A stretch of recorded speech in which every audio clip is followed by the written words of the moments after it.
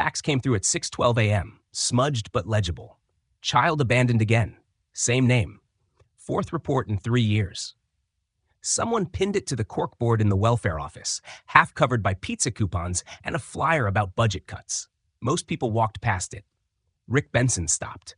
He wasn't supposed to be there. It was his day off. But when your supervisor says they need an extra hand for the outreach picnic, you show up, especially when you're the guy who already turned down overtime twice in 1 week. Rick worked in processing at Larson Meats, the kind of job that turns your clothes permanent gray. His coworkers knew him as quiet, kept to himself, showed up early, left late, no pets, no kids, no distractions. So when he veered off from water bottle duty and ended up near the food tent, no one really noticed. Except the girl. She wasn't eating, wasn't talking, just stacking the sandwiches that had fallen from a broken cooler. No name tag, no adult nearby. Just this rhythm to her movements, methodical like she was solving a puzzle no one else saw. One volunteer asked if she needed help. She said no, then didn't speak again. By noon, Rick had asked someone who she was. The name they gave him stopped him cold, Avery Lynn. He recognized it from the fax. By 2 p.m., he had found her intake file in the system. By 6 p.m., he was in his truck, parked outside the downtown diner, reading every page under the orange glow of the dashboard. 4 placements, 4 failed returns. One note scribbled in the margin. Highly observant, quietly defiant, possible sensory regulation issue? He went home that night and opened a beer. Turned on the news.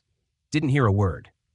He clicked off the TV and stared at the ceiling, thinking about the way her hands had moved. Precise, deliberate, like she was trying to bring order to something chaotic. He'd seen that before. He'd felt it too, back when his mother got sick and his world got small. The next morning, he called someone he hadn't spoken to in years, Cassandra, an old friend from high school who now worked in family law. He asked what it took to become a guardian. She laughed. Not because it was funny, but because it wasn't. You, with your schedule? I'm serious, he said. So is the process. It'll take paperwork, home checks, classes. I can do that. You don't even know her. I know enough. 3 weeks later, he was sitting across from a social worker who looked like she'd rather be anywhere else. She asked him the same question everyone else would ask him for the next several months. Why? Rick didn't have a rehearsed answer. He didn't have a sad story lined up, no dramatic tale of redemption or legacy. He just said, because I saw her, and nobody else did. That wasn't enough for most people, but it was enough to get the paperwork started. They gave him a file full of warnings. Avery had been through 3 foster homes and 1 attempted adoption that was rescinded after 6 weeks. She didn't react well to authority. She flinched at loud noises. She excelled at pattern recognition, but struggled with timed tasks. She could tell you the number of tiles in the hallway without counting out loud, but forgot to brush her teeth for days. She read manuals like novels, but didn't respond when called by name. Rick didn't flinch. He read every page, made notes in the margins, started rearranging his apartment that night. He sold his extra TV and bought a desk, donated his old recliner and replaced it with a second-hand reading chair. He added a bookshelf and filled it with used paperbacks and a few kids' encyclopedias he picked up at a yard sale. He learned how to cook something other than pasta and eggs. He called his landlord and asked about fixing the hot water that had been acting up for 3 winters. On a rainy Sunday, Avery moved in. There was no ceremony, no photographers, no balloons or welcome signs, just a small suitcase and a guardian with 0 experience. She didn't ask questions. He didn't offer explanations. But there was one moment, brief and quiet, when she looked at the bookshelf, then looked at him. And that was enough. They shared takeout that night, burgers and fries from a place down the block. She didn't say much. He didn't either. But he noticed she read every word on the ketchup packet, back and twice. She didn't unpack that first week, left her clothes in the suitcase, lined up by color. He didn't push her, just made space. Hal cleaned out a drawer, left an empty journal on the nightstand. He called the school the next morning to introduce himself as her new guardian. The secretary transferred him twice. The third person asked, "Wait, you're her what now?" He repeated it, this time slower, and hung up before they could respond. He didn't sleep much that month, woke up thinking he'd forgotten something. Keys? Forms? The difference between Medicaid codes A and B? It didn't matter. He kept going. He made flashcards, bought calendars, researched teaching methods for children with high cognitive variance. He didn't know if he was doing any of it right. But every morning, there was 1 cup of orange juice with no pulp on the table, 1 bowl of cereal with 3 strawberries, and 1 clean hoodie folded near the door. And every night, the bookshelf had 1 more book slightly off-center. Avery never said thank you. She didn't have to. The first time someone called Rick crazy was at the break room vending machine. "You're taking in that girl?" the guy said, unwrapping a candy bar. "Man, you've never even had a dog." Rick didn't respond. He just pressed the button for black coffee, even though it always tasted like plastic. That was the first of many unsolicited opinions. Some were loud, most were muttered in passing. One neighbor dropped off a pie, then asked if he had a backup plan for when things got hard. Another suggested he look into facilities that specialize in kids like her. A cousin he hadn't spoken to in 5 years sent him a Facebook message. "You sure you know what you're doing?" He didn't reply to any of them. Rick had never done the parenthood thing. He didn't grow up with examples. His own dad left when he was 7. His mother worked 3 jobs, rarely home before midnight. He remembered heating canned soup on the stovetop before he could read the labels. So no, he didn't know what he was doing. But he figured that made him just like everyone else who ever tried. He got up early, cooked breakfast, packed lunches. Avery didn't like her food touching, so he learned to use silicone dividers. She hated the texture of peas, so he stopped buying them. She preferred pencils over pens, jackets with no tags, and music without lyrics. She needed the light on in the bathroom even during the day. He took note of it all. At school drop-off, she refused to get out of the car if there were more than 5 people near the gate. He started arriving early, waiting until the crowd thinned. She didn't talk to other kids, not because she couldn't, just because she didn't want to. One day, her teacher sent home a note saying Avery spent the entire lunch period drawing geometric shapes instead of eating. Rick packed her favorite cereal bars after that. Every week was a new puzzle, a different phase, a new trigger to decode. He stopped assuming anything. He learned that success didn't look like perfect grades or polite thank yous.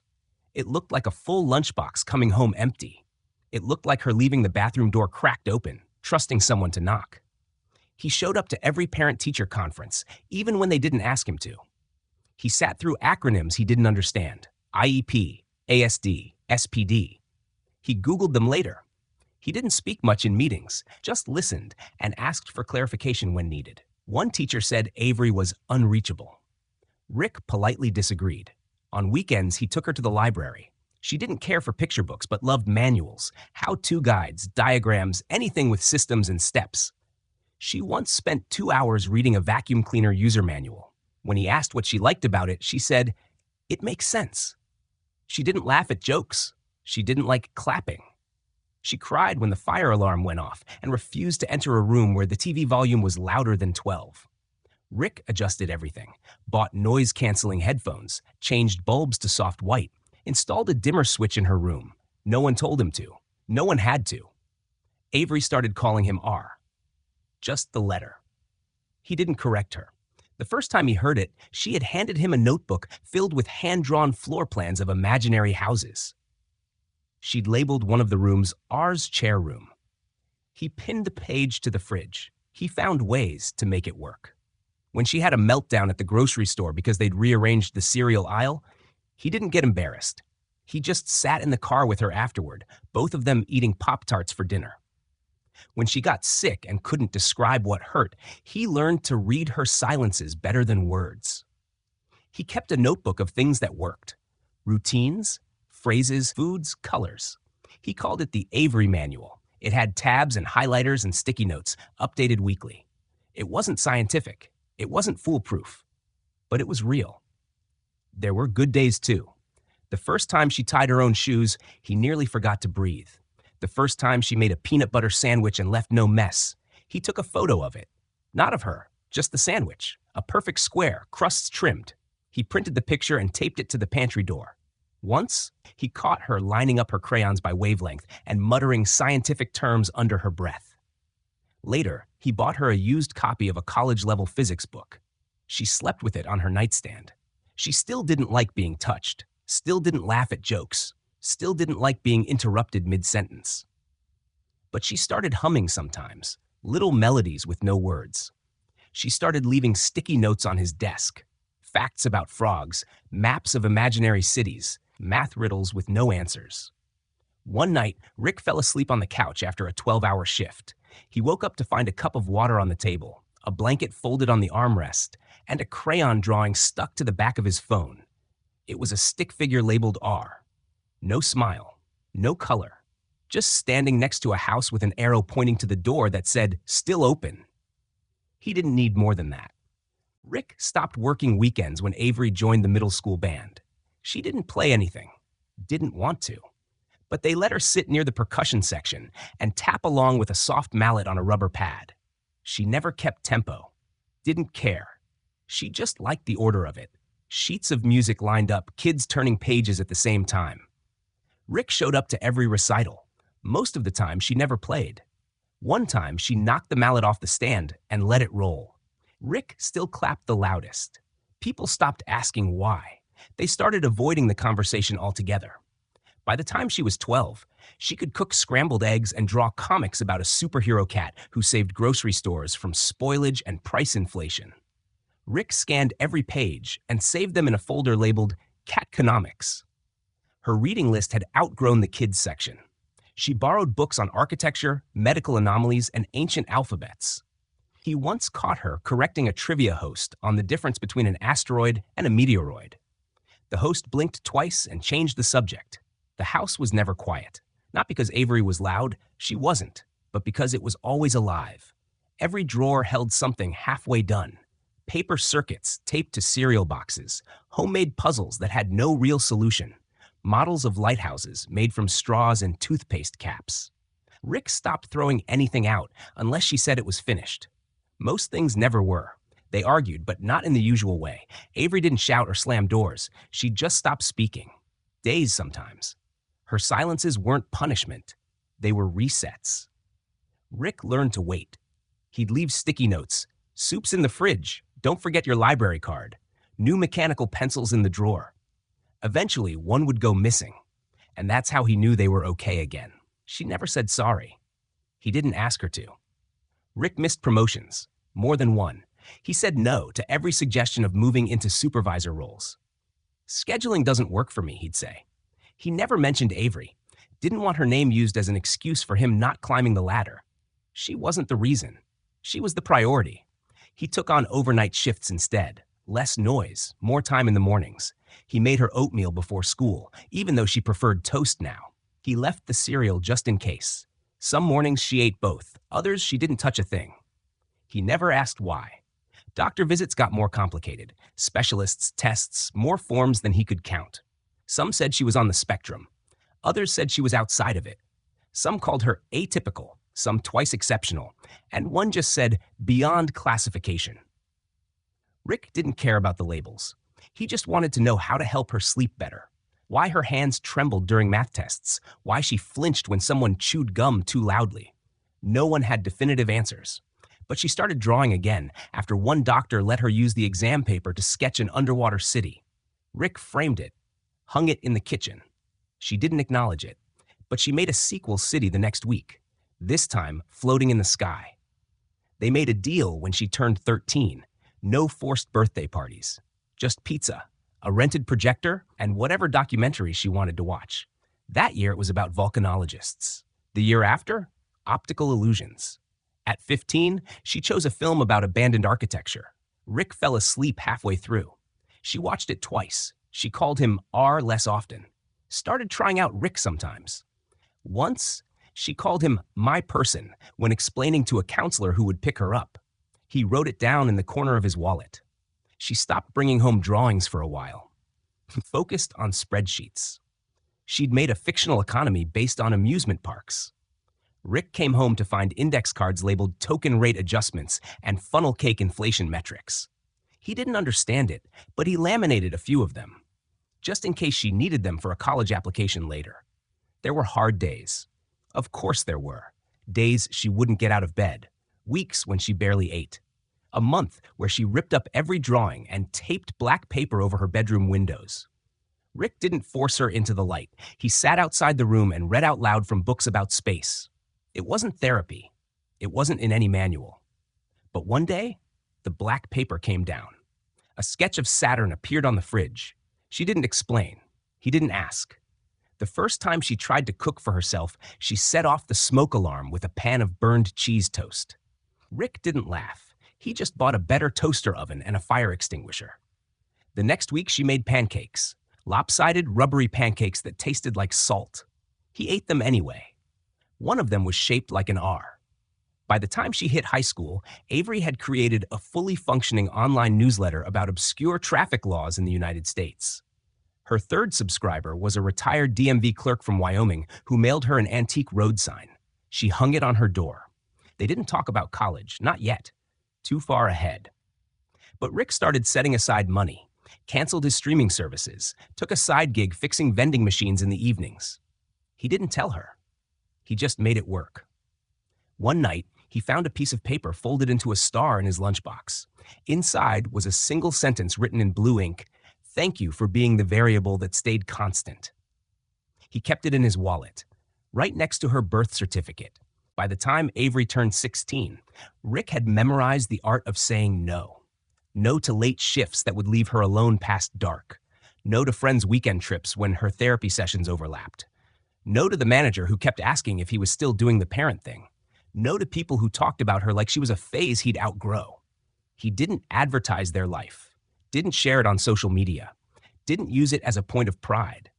But it was real, fully lived, fully his. Avery's routines became steadier, still precise, still particular, but more flexible at the edges. She began managing her own calendar, set timers, took her medications without reminders. She labeled everything in the kitchen, every spice, every snack, even the shelves in the fridge.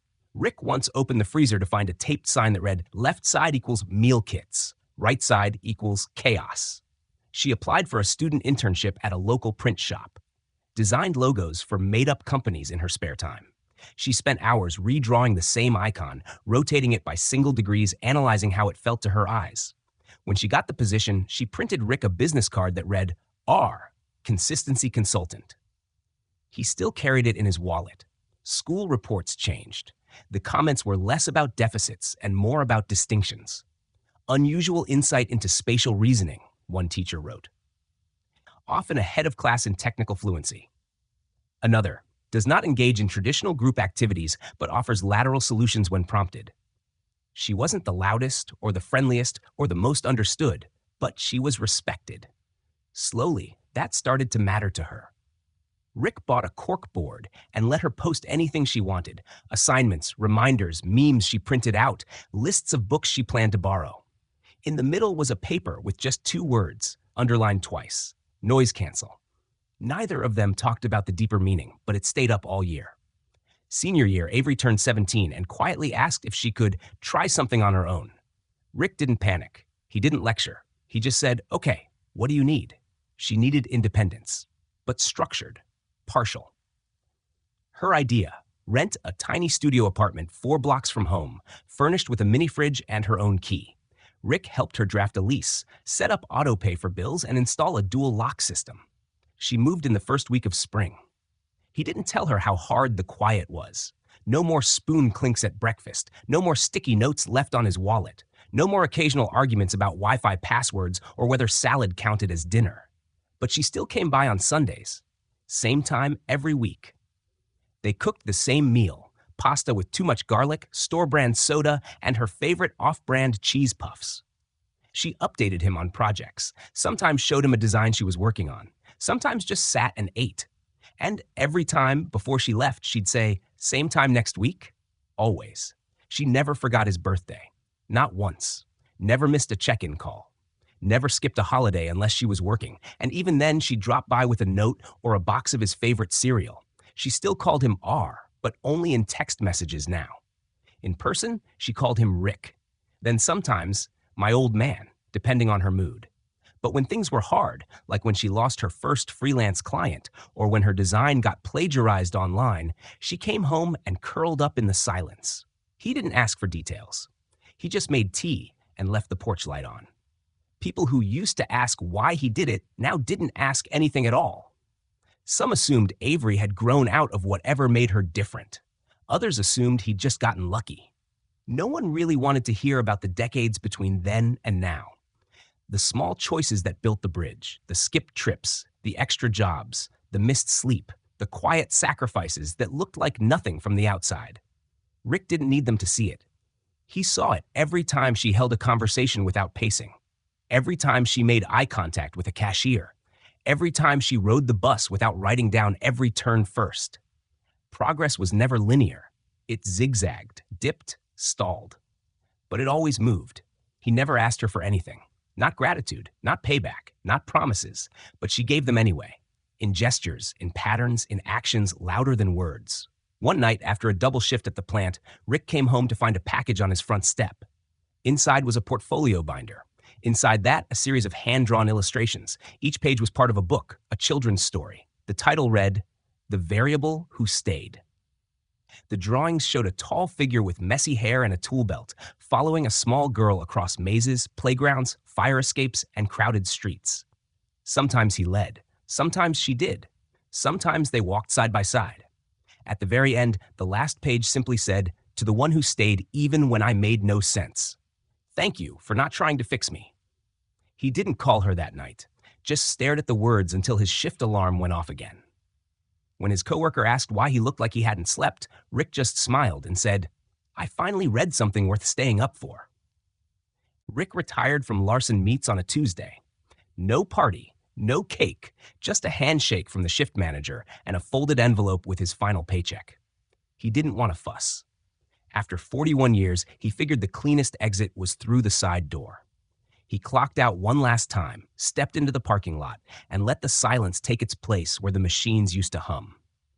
At 67, his body reminded him daily of all the years he hadn't listened to it. His knees cracked with every step. His lower back tensed up like clockwork by 4 p.m. His hands, once steady enough to thread wires through circuit boards and fix busted vending machines, now trembled when lifting a mug of coffee. But his mind stayed sharp. Sharper even, now that the weight of shift schedules, union paperwork, and mechanical failures no longer sat on his shoulders. He picked up a few habits to keep time moving. Tending to the patchy garden behind his duplex, fixing loose gates for the neighbors, reorganizing his garage every other weekend, even when there was nothing left to move. The TV played reruns of detective shows he'd already memorized, but it gave the illusion of company. He started writing things down again, something he hadn't done in years. Not for anyone else, just for him. Grocery lists evolved into reflection lists. Dates turned into fragments of memory. He'd scribble a sentence or two on old receipts and stick them to the fridge. Don't forget to look up. Some things can be good without being useful. Avery no longer lived at the studio 4 blocks away. She'd moved across town into a tighter place, smaller rent, closer to her job. She'd been hired full-time at a small publishing house, children's division. Started as a junior designer, but kept getting more work than her title implied. She told Rick it felt like the first time someone gave her a puzzle and trusted her not to break it.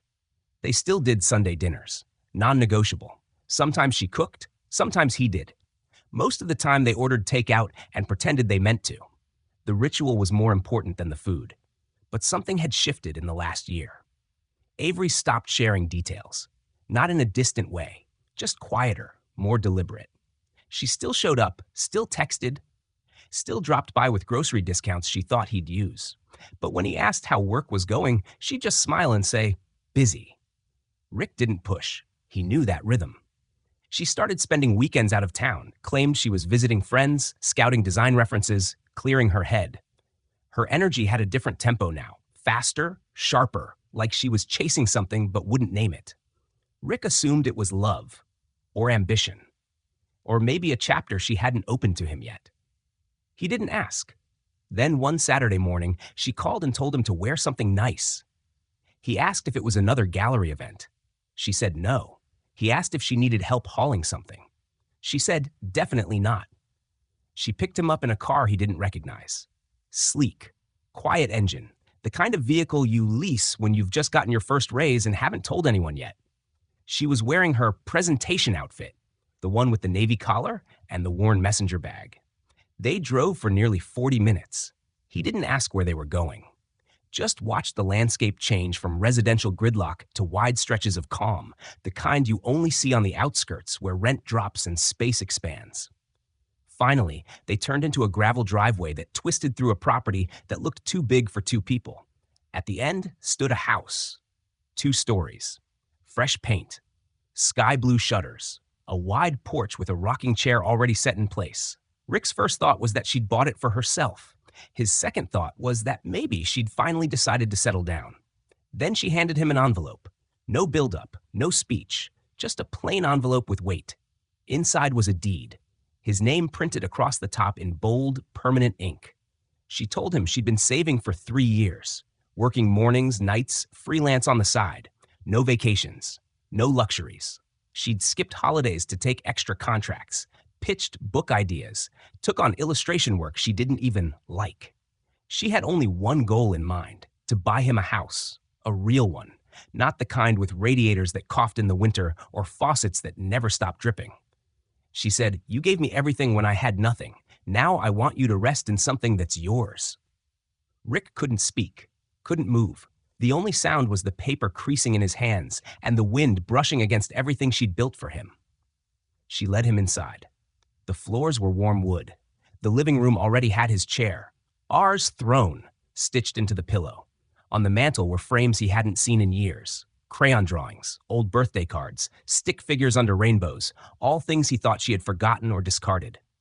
In the kitchen sat a plate of cookies, his favorite, still warm. Too many for one person, not enough for everything they meant. He asked, "Did you do all this?" She nodded, said, "Every bit." He tried to speak but didn't have the words. She didn't need him to. Later that night, they sat on the porch, the new porch, and watched the sky turn to charcoal. Fireflies moved through the grass like blinking signals of something understood, even when unnamed. Rick rocked in the chair. She sat beside him. No words for a while. Then he said, "They called me crazy when I brought you home." She laughed once, not loud, just enough. He turned toward her. "You were never a burden." She looked ahead. "You were my first home." And for a long time, they just sat like that, quiet, anchored, complete. No need to say more. The morning after the porch talk, Rick woke up before the sun. Not out of habit, just because he could. The mattress in the new house didn't creak. The room didn't smell like old insulation or mildew. The faucet in the bathroom turned clean and steady, no hiss, no hesitation. It felt unfamiliar in the best way, like he'd been handed a life he hadn't applied for but somehow earned. He found a note on the kitchen counter. Avery had already left. She had meetings, she said, but there were eggs in the fridge, bread on the counter, and coffee brewing by timer. She promised she'd be back for dinner. Signed it A. Rick sat down with the newspaper, but didn't read it.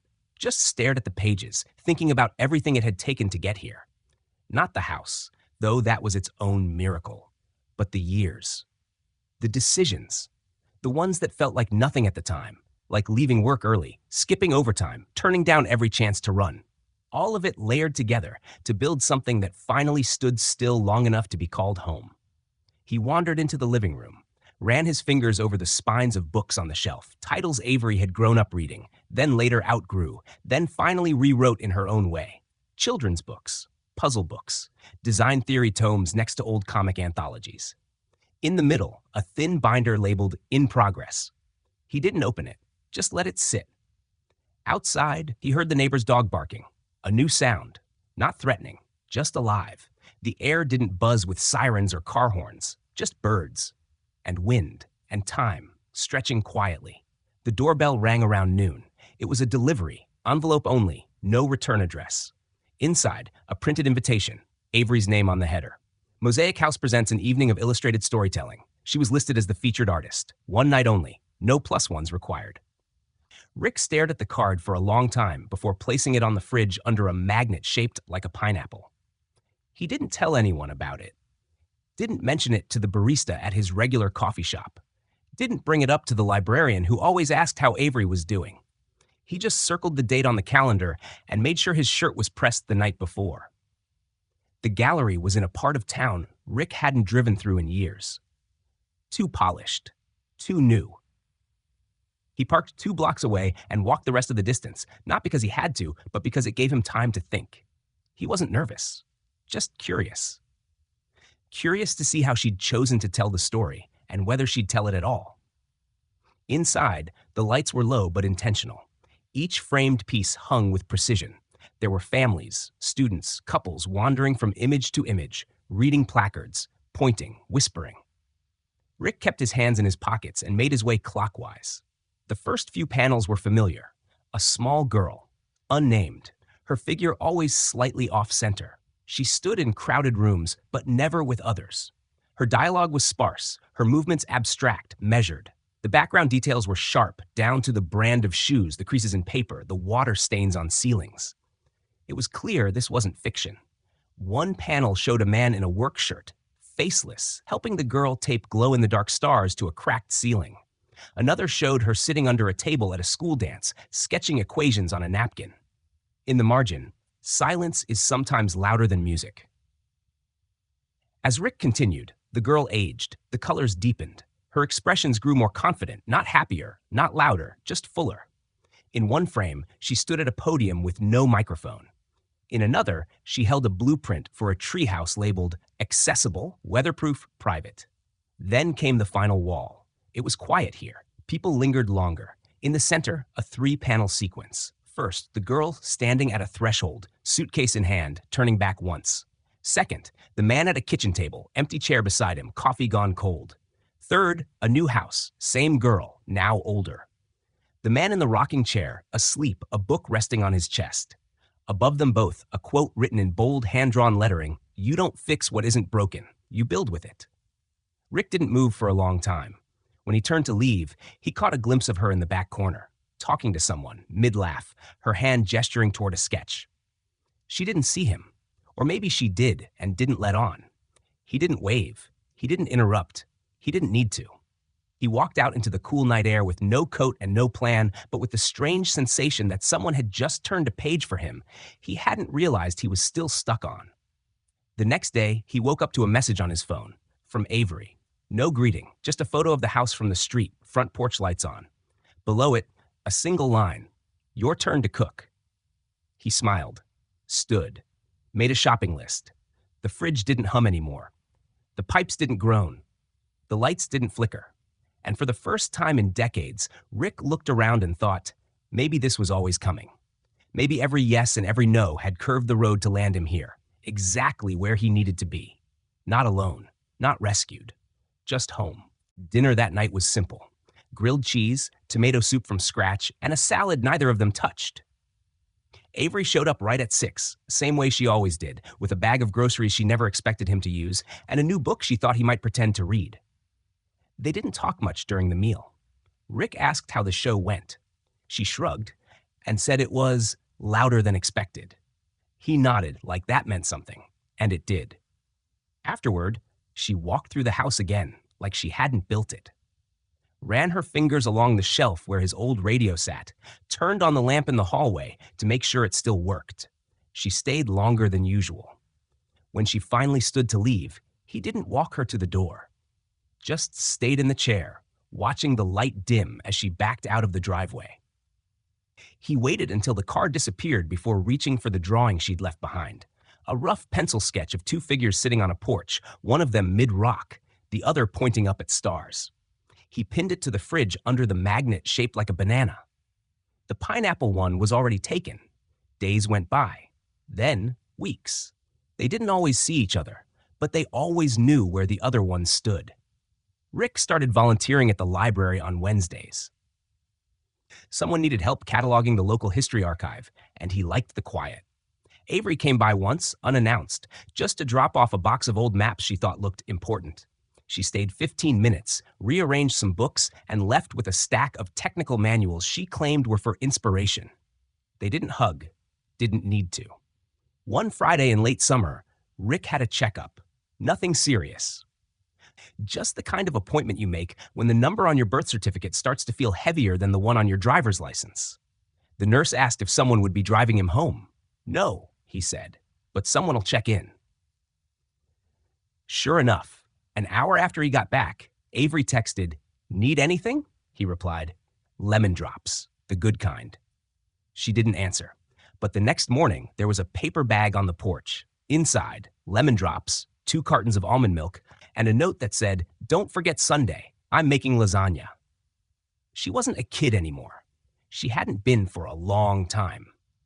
But Rick still sometimes saw that girl from the picnic, the one organizing sandwiches no one asked her to touch, the one who never fit where they tried to place her, but still showed up, still observed, still built patterns out of static. She had always known what others missed, that broken doesn't mean incapable, and alone doesn't mean unwanted. One night, Rick found himself sitting on the back porch after the electricity flickered out. A storm had passed through, dropped branches and reminders. The house held steady. He lit a candle and poured himself a small glass of something aged and familiar. He thought about the people who told him he was making a mistake. That love wasn't enough.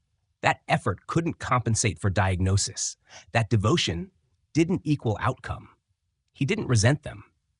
They weren't wrong. They just hadn't stayed long enough to see what happened next. They hadn't seen her draw a universe out of discount art supplies. They hadn't seen the way she listened to silence like it was a second language. They hadn't stayed to read the notes, see the sketchbooks, taste the cookies, laugh at the comics, cry at the goodbyes. They hadn't witnessed the slow, deliberate architecture of love made real. A week later, Avery brought over a box of old VHS tapes they'd never digitized. Most of them were blank or static, but buried deep inside was one she'd labeled Test Footage 2009. They watched it together in the living room, her curled on the end of the couch, Rick in his chair with the recliner stuck halfway. The screen showed grainy clips of a younger Avery experimenting with a camcorder, some shots of her reading out loud, some of Rick cooking, unaware. One of him falling asleep with a newspaper over his face. Then a clip with no sound. Avery held up a whiteboard that said, "This is my R. He makes the world less loud." The video cut off. Tape hissed. Blue screen. They didn't rewind it. Rick stood, stretched, and said it was time to fix the back steps. Avery followed him outside without saying a word. They worked together for an hour, mostly in silence, until the last board was nailed into place. She handed him the hammer, and he wiped dust from the final step with the side of his shoe. They stood there, looking at nothing in particular. Avery spoke first. "You think it was worth it?" she asked. Rick didn't need to think. Every second. She didn't reply. Just nodded once, like that was all the answer she'd been waiting for. As twilight settled in, they sat back on the porch, fireflies blinking again like a signal neither of them needed translated. Rick leaned back. Avery crossed her arms. The sky stretched overhead, big enough for everything they'd carried and everything they'd let go.